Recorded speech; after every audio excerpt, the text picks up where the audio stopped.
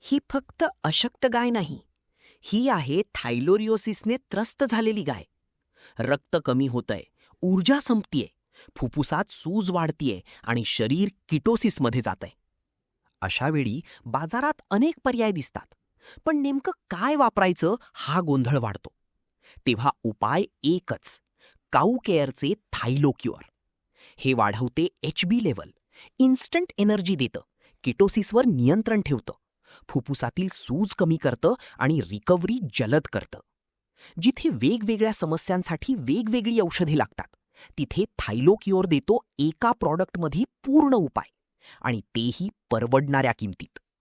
हळूहळू गाय पुन्हा खायला लागते, ताकद परत येते आणि ती पुन्हा तंदुरुस्त होते.